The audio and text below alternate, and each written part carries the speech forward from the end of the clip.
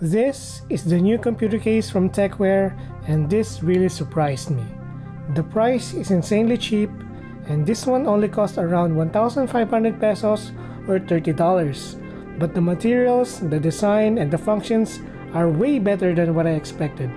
Hello everyone, it's me Kevin from nerdcaveph, and let's take a closer look about the Tecware Nexus M case.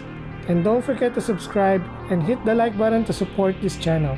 And if you happen to be interested in the case, I'll drop a link down below for you to check it out. And with all that out of the way, let's begin.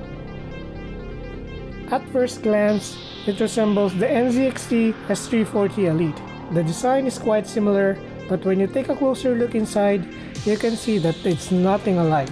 It's not even close. And given the price difference of the two, it's not really hard to imagine why. Not to say that this one is far behind in quality materials, this is actually well made and can withstand some beatings, but you know what I mean. And of course, this year 2018, the micro ATX PC builds are constantly growing.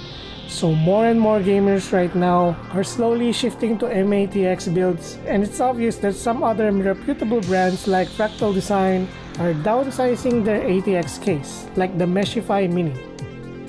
And it's worth mentioning that this computer case is made for those who don't want to spend money on a case and just want to shift to a smaller build PC. And I believe that this is one definitely to consider. And let me explain why. Let's start with the materials and the design. It has a tempered glass side panel, and in my opinion, for that price, this is definitely a winner. It really adds a premium look to the case, and removing it is quite easy. It has 4 screws on each corner, and please, take extra care when removing the side panel to avoid accidents. Now looking at the top panel AIO, you'll have the power button, the reset button, and one USB 3.0 port, 2 USB 2.0 ports, a mic input, and a headphone input. And here you'll have the magnetic dust filter. And looking back inside the case, I really like the motherboard standoffs comes in pre-installed, which will save you time installing it yourself. And it includes 3 120mm fans, which are greatly appreciated, 2 of which are intakes located at the front and 1 exhaust fan located at the back. And you can also mount 240mm radiators here if you want to. And at the bottom, of course, you'll have the PSU shroud, which helps in hiding cables to ease your cable management. And you can also mount 2 3.5 hard drives here if you want to.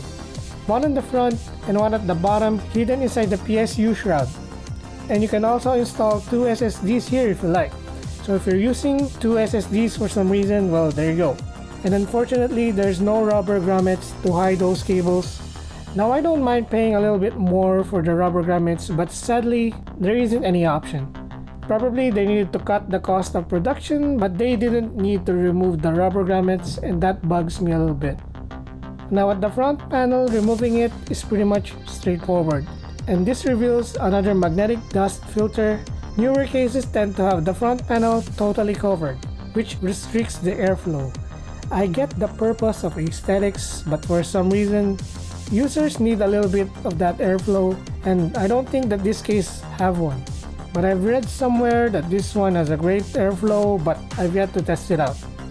And the other thing that bothers me is that it has only one-sided vent located here at the right panel, because on the left side there's a tempered glass side panel taking the entire panel itself. These little holes here are the only thing that gets air in, which I think is really small. Well, what do you guys think? Now looking at the bottom, the footings are made with plastic and not rubberized, and you'll also have a small removable dust filter. Going back inside the case, the expansion slots here are peel type and not thumb screw mounted, so you can't put it back once you peeled it off, which once again I find very old and not like the cases made in 2018. Now let's talk about the cable management. It's pretty much straightforward. However, I think there's so many holes here that hiding some of the cables makes it really difficult. And there's a very small space for you to route your cables because of how tight the space between the cover panel and as you can see here. So there's just a small space for you to work on. But the good thing is that they included cable ties for you to in a way ease your pain.